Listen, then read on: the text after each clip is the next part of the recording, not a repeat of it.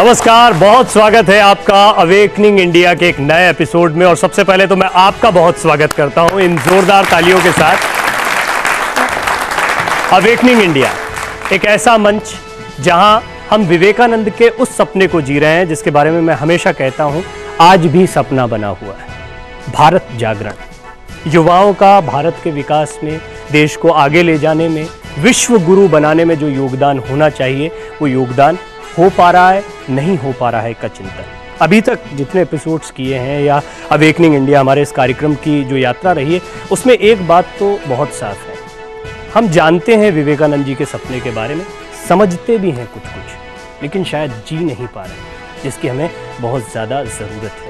और हमारी कोशिश, अलग अलग मेहमान, गणमान्य मेहमान हमारे साथ इस मंच पर जुड़ते हैं, वो अपने विचार रखते हैं और बताते हैं कि आज किस तरह से अवेकनिंग इंडिया का ये सपना साकार किया जा सकता है। विवेकानंद के विचार अपने उद्गार के समय जितने मौजूद थे उतने ही मौजूद आज भी। आज हमारे साथ दिनेश कुमार जी मौजूद हैं। सबसे पहले तो तालियां बजाकर, जोरदार तालियों के साथ दिनेश जी का स्वागत। एक लंबा परिचय मैं दिनेश जी का यहाँ पर दे सकता हूँ, लेकिन खुद दिनेश जी ने मुझसे कहा कि आप मुझे सिर्फ आध्यात्मिक चिंतक कहिए।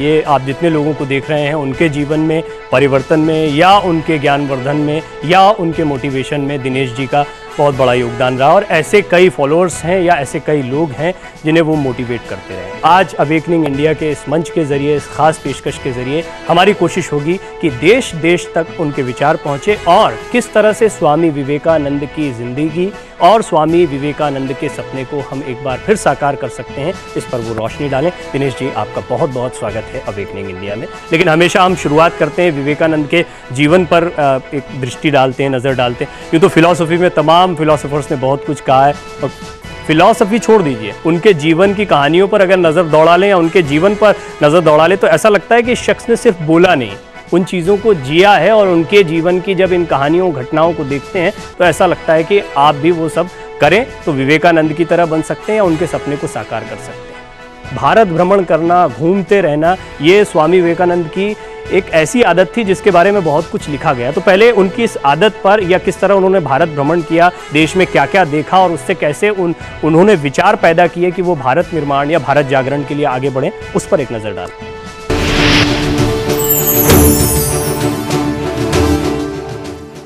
स्वामी विवेकानंद बड़े निडर थे, साथ ही वे करुणामय भी थे। भारत परिक्रमा के दौरान अपने देशवासियों के प्रति उनका प्रेम एवं करुणा पूर्ण रूप से जागृत हो उठी।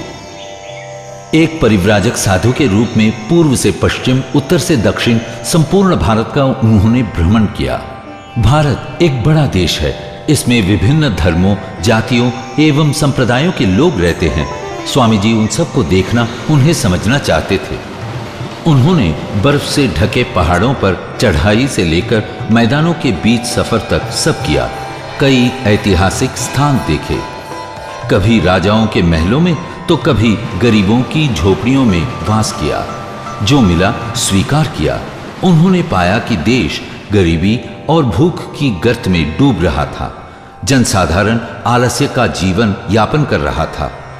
लोग अपना साहस और आत्मविश्वास खो चुके थे। अत्याचार सहते सहते वे असहाय हो चुके थे। ये देखकर स्वामी जी का हृदय पीड़ा से कराह उठा।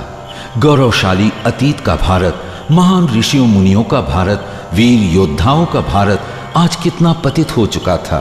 मेरे भारत का पुनरुत्थान कैसे होगा? इस चिंता में उन्होंने कई रातें बिता दी।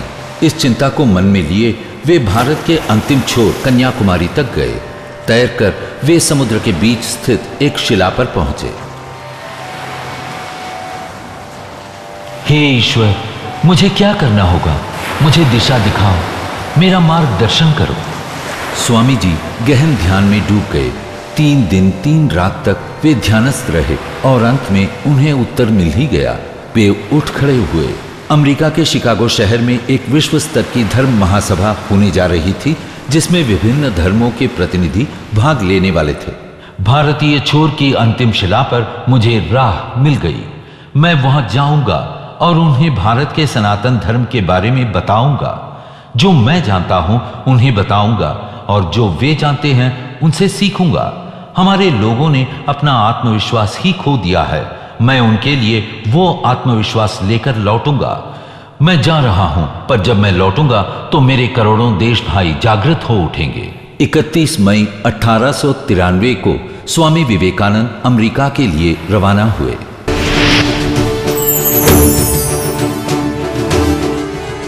दिनेश जी, जैसा हमने कहा था कि विवेकानंद के जीवन पर या उनके जीवन की घटनाओं पर ही नज़र दौड़ा दें तो अपने आप में ऐसा लगता है कि हाँ, भारत जागरण का या अवेकनिंग इंडिया का सपना क्या था, कैसे पूरा किया जा सकता है। परिवर्जना और संन्यास, ये तो इसकी बहुत बड़ी परिभाषाएं होंगी, लेकिन आम लोग जो अपनी ज़िंदगी, अपना परिवार भी चला रहे हैं और साथ ही साथ इस परिवर्जना को समझना चाहें या इस ज्ञान को समझना चाहें तो कैसे समझें, ये हमारे जीवन में कैसे फिट बैठता है। हजारों वर्षों की ये प्राचीन संस्कृति, उस ऋषियों की थाती पराधीनता के अनेकों अनेकों वर्ष कहीं ना कहीं कुंठित हो गई थी पूरी संस्कृति।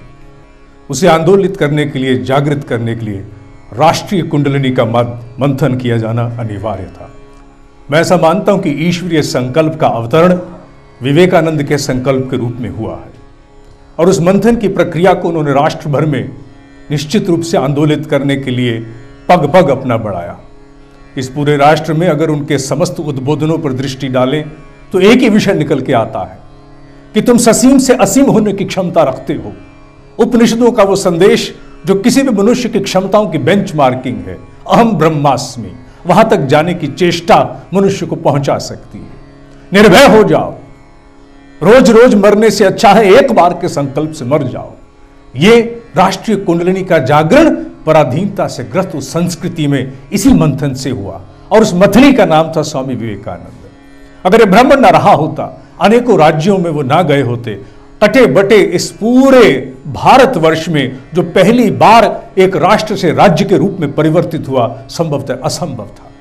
भारत राष्ट्र तो हजारों वर्षों से रहा, कभी राज्य नहीं था। राष्ट्र से राज्य तक अवतरित होने की जो परिकल्पना ऋषियों ने कभी सोची होगी, उसका अनुवाद विवेकानंद के संकल्प से ही संभव हो पाया था। यह परिव्रज्या ना रही होती तो जहां युवाओं में वो कुंठित भावनाएं जो पराधीनता के कारण अपनी अस्मिता खोए हुए थे, वो कदापि जागृत नहीं होती। कहा जाता है, एक चिंगारी कहीं से ढूंढ लाओ दोस्तों, इस दिए में तेल से भीगी हुई बाती तो है। और इसी राष्ट्र में वो समूची क्षमता तेल से भीगी बाती थी जिसे प्रज्वलित करने के लिए एक चिंगारी का अवतरण हुआ। क्या ये कहा जाए कि यहां जितने लोग मौजूद हैं उन सब में एक विवेकानंद मौजूद है? विवेकानंद का अपना कहना है कि उठो, जागो, तुम में वो संभावनाएं उपस्थित हैं जो पूरे विश्व को बदल सकती हैं।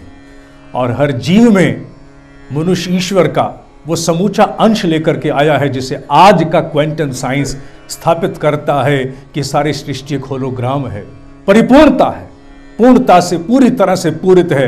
हर जीव में वो क्षमताएं निहित हैं। एक एक में विवेक है, जो चाहे उसका आनंद लेकर विवेकानंद की पूर्ण प्राण प्रतिष्ठा कर। क्या बात, बहुत खूब। अब एक इंपॉर्टेंट बात यह कि इस चीज को पढ़ा भी और विवेकानंद ने भी कुछ इसी तरह की बात कही कि आपके अंदर भी है, अगर ऐसे 150 विवेकानंद भी पैदा हो जाएंगे तो भारत जागरण का सपना पूरा हो जाएगा। एक आदमी अपनी जिंदगी जीते हुए इस परिव्रज्या को कैसे समझे, जैसा मैंने शुरुआत में आपसे सवाल किया कि हम लोग इसे अपने जीवन में कैसे अप्लाई कर सकते हैं, इस मिशन का, इस अभियान का हिस्सा कैसे बन सकते हैं? सबसे पहला शुभारंभ तो मनुष्य के अपने ही भीतर के देवालय में होता है। कहीं असुर देवासुर संग्राम कहीं घटता है कि नहीं घटता है, लेकिन निश्चित रूप से देवासुर संग्राम मनुष्य के अंतःकरण में होता है। नाना प्रकार की विषमताएं, नाना प्रकार की विपरीत परिस्थितियां सदा से रही हैं, लेकिन जहां विवेकानंद की ज्योति प्रचंड होती है, मनुष्य समस्याओं से हारने के लिए नहीं, जूझने की बात सोचता है। आज भगौड़िक मानसिकता के हम ग्रास बन चुके हैं। हम समाधान चाहते हैं ऐसे जिसमें हमें जूझने से बचा लिया जाए। विवेकानंद ने जूझने के लिए तत्पर किया था कि मनुष्य अगर दुस्साहस से जूझने के लिए तत्पर हो जाएगा तो समस्याओं के आकार उतने बड़े हैं नहीं जितने प्रतीत होते हैं। किसके जीवन में समस्याएं नहीं हैं? सबके जीवन में समस्याएं हैं। देखना यह है कि खड़क सिंह के खड़कने से खड़कती हैं खिड़कियां या खिड़कियों के खड़कने से खड़कता है खड़क सिंह। यही विवेकानंद का संदेश है। क्या बात, बहुत खूब। ये तो बात सही है दिनेश जी की सब अगर अपनी ताकत को जानना शुरू करें तो सबके अंदर वो देवत्व होता है, लेकिन धीरे धीरे उस पर मोटी परतें चढ़ती जाती हैं। चाहे वो जैसा आपने कहा कि भौतिकवाद जो आजकल बहुत पनप रहा है, अपने परिवार की चिंता है, अपनों के बारे में जो संकीर्णता है या परिवार का जो दायरा है उसकी ऐसी कई परतें हैं, वो इतनी मोटी हो चुकी हैं कि उसके नीचे से उस देवत्व को निकालना ज़रा मुश्किल से लगता है। दो चीज़ें इसमें बड़ी इंपॉर्टेंट है। एक अभी जो हम रिपोर्ट में देख रहे थे, आत्मविश्वास का जिक्र स्वामी विवेकानंद ने किया था कि सोया हुआ आत्मविश्वास जगाने की ज़रूरत है और उसके लिए इच्छा शक्ति बहुत ज़रूरी है। इच्छा शक्ति यानी विल पावर। ये सबसे पहले तो होता क्या है इसको समझना बहुत ज़रूरी है। विल पावर को आप कैसे जगा सकते हैं और वो कैसे उस खोए आत्मविश्वास को पाने में आपकी मदद करेगा, जिसका जिक्र स्वामी विवेकानंद कर रहे थे। इस पर हम बातचीत करेंगे, लेकिन उससे पहले एक छोटा सा ब्रेक यहाँ पर लेना है। ब्रेक पर जाने से पहले हमेशा की तरह स्वामी विवेकानंद के एक सशक्त विचार के साथ आपको छोड़े जा रहे हैं।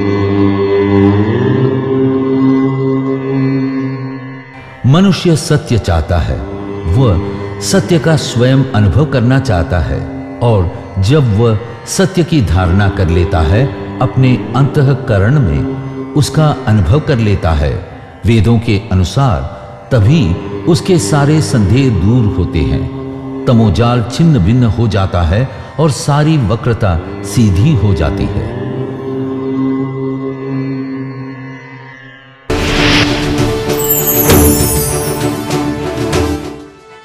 ब्रेक के बाद अवेकनिंग इंडिया में एक बार फिर आपका स्वागत है। दिनेश कुमार जी हमारे साथ बने हुए हैं और इस माइक का मतलब है कि अब बारी है यहाँ पर मौजूद तमाम लोगों के सवाल पूछने की, लेकिन फटाफट उससे पहले आखिरी मौका होता है कि मैं भी एक सवाल पूछ लूँ। और ब्रेक से पहले जैसा हम बात कर रहे थे सत्य की बात, जैसा हमने विचार में देखा कि सत्य की खोज बहुत महत्वपूर्ण है, और जैसा आपने ब्रेक से पहले कहा सत्य की खोज मतलब खुद की खोज, खुद को समझना, और उसके लिए इच्छा शक्ति होना बहुत ज़रूरी है जो आपके आत्मविश्वास को बढ़ाए। सबसे पहले तो ये इच्छा शक्ति कैसे है और क्या इसकी कमी आपको लगता है कि हम लोगों में होती है? निश्चित रूप से है। विकल्पों की तलाश करते करते मनुष्य हजारों हिस्सों में कटपट गया है। जब मनुष्य की सजगता कटपट जाती है, हजार इच्छाओं में मनुष्य फना होता है, तो कभी भी संकल्प का जन्म नहीं हो सकता। संकल्प का जन्म तब होता है जब किसी एक उद्देश्य को मनुष्य आहूत होने के लिए तत्पर हो जाए, जीवन को एक महान उद्देश्य दे और उस पर न्यौछावर होने के लिए जब तत्पर हो जाए, तभी संकल्प की क्षमता जागती है। युवाओं के लिए निश्चित रूप से मैं एक यहाँ परामर्श देना चाहूँगा कि जीवन के लिए एक आदर्श छांटो। स्वामी विवेकानंद ने कहा था, आदर्श छांटो, सपना छांटो और फिर उसे आहूत हो जाओ। जिस प्रकार बीज आहूत हो जाता है मिट्टी में, परवान चढ़ता है वृक्ष की संभावना को चरितार्थ करने के लिए, वैसे अपने भी किसी महान इच्छा के लिए तुम भी आहूत होकर के एक बीज की भांति सड़ जाओ, ताकि तुम में से भी एक महान संभावना रूपी वृक्ष का उदय संभव। अब दर्शकों के सवाल। विवेकानंद जी ने ये कहा कि किसी भी सिद्धांतों के प्रतिपादन करने वाले हमारे बुजुर्ग होते हैं, वे ही हमारे सिद्धांतों के प्रतिपादन करने वाले हैं। युवा शक्ति में प्रचुर शक्ति मौजूद है अवेकनिंग की। क्या हमारी युवा शक्ति उनको जागृत करने में सक्षम है? अगर सक्षम नहीं है तो क्या करना चाहिए? जितनी वर्चस्विता और तेजस्विता आज की युवा पीढ़ी में उपस्थित है, संभवतः आज से पहले कभी रही होगी, मुझे उसका ज्ञान नहीं है। आज का युवा उस स्तर तक जागृत हो गया है कि प्रश्न पूछता है, जानना चाहता है। कपोल कल्पित सत्य के प्रति वो नतमस्तक नहीं है, धर्मांधता के प्रति वो झुका हुआ नहीं है। उसके भीतर एक पीड़ा है, नाद है कि मैं किसे स्वीकार करूं और किसे अपने जीवन का आदर्श मानूं। ये वेदना, ये प्रश्न करने की क्षमता इस बात को सिद्ध करती है कि युवा शक्ति में कुलबुलाहट आरंभ हो चुकी है। वो समय दूर नहीं है जब हमारे ये ध्वजाधारक युवा निश्चित रूप से उस ऋषियों की प्राचीन संस्कृति को फिर से स्थापित करेंगे और हमारे सामान्य जन जीवन में वो आदर्श अवतरित होंगे जिन्हें कभी ऋषियों ने स्थापित और प्रतिपादित किया था। दर्शकों के सवाल जारी हैं, अब आप अपना सवाल पूछिए। आदरणीय दिनेश जी, आपके उद्बोधनों से प्रेरित होकर या किसी सदग्रंथ को पढ़कर हम संकल्प तो ले लेते हैं, लेकिन कुछ समय उसको निभाते भी हैं। थोड़े समय के बाद वो दोबारा हमसे परास्त होने लग जाता है, तो ऐसा हम क्या अपनाएं कि वो हम उसको पूरा कर सकें? जीने की मनुष्य में इतनी ज़्यादा कुलबुलाहट है कि उसने मरना भुला दिया, और जिसने मरना सीख लिया उसका जीवन सार्थक हो जाता है। हमारे ऋषियों की एक स्थापित पद्धति है कि मनुष्य को प्रति रात्रि मृत्यु को प्राप्त हो जाना चाहिए। और मृत्यु को प्राप्त होने का वस्तुतः अर्थ और अभिप्राय क्या है? मृत्यु शब्द मृ अर्थात मिट्टी और अत्यु इन दो शब्दों से मिलकर के बना है। मिट्टी अर्थात निर्जीवता, अत्यु अर्थात छलांग लगाना। जो निर्जीवता की छलांग लगा जाए वो मृत्यु है। बायोलॉजिकल डेथ तो एक बार होनी है, शरीर ने तो एक बार मरना है, लेकिन वास्तविक मृत्यु जीव की यदा कदा होती रहती है। और अगर वास्तविक मृत्यु वैचारिक स्तर पर मनुष्य प्रति रात्रि प्राप्त कर ले, और मरने का सबसे श्रेष्ठ तरीका क्या है? सोने से पहले अपने उद्देश्य को याद करना और अपने उद्देश्य की आंखों में अपने आप को झांकने की कोशिश करना। कितना मैं बौना हूं, कितना मैं कर पाया, कितना मुझे कर पाना चाहिए। अगर ये सोचते हुए मनुष्य प्रति रात्रि प्राप्त होगा तो निश्चित जानिए कि आप किसी उपासना पद्धति को जानते हो या ना जानते हो, लेकिन आप में कभी इच्छा ज्योति की अग्नि कभी भी मर ना पाएगी, वो सदैव प्रचंड रहेगी। ये एक इंपॉर्टेंट बात दिनेश जी इसलिए हो जाती है क्योंकि इस प्रोसेस में व्यक्ति तब जाएगा जब वो सही उद्देश्य को समझ ले। पहले तो वो लक्ष्य, वो उद्देश्य जिसके बारे में आप सोचने के लिए कह रहे हैं, उसको समझना भी एक बहुत बड़ा कंफ्यूजन कई बार हो जाता है कि हमारा उद्देश्य क्या है? सिर्फ परिवार चलाना, नौकरी करना, या समाज में एक ऐसी जगह स्थापित हो जाना जहां हमारे जानने पहचानने वाले लोग कहें हाँ ये अच्छा काम कर रहे हैं, ये तरक्की कर रहे हैं, इनका ना। हमारा असली उद्देश्य क्या है? क्या हम वो समझ पाते हैं? और अगर नहीं तो क्यों नहीं, और क्या उद्देश्य होना चाहिए हमारा? एक बहुत सुंदर हमें सूत्र ऋषियों ने दिया था, आत्मानो मोक्षार्थ जगत हिताय च, अर्थात मेरी मुक्ति हो। मुक्ति माने एक छोटे प्रकार की मानसिकता से उत्कृष्ट प्रकार की मानसिकता को मैं प्राप्त हो जाऊं।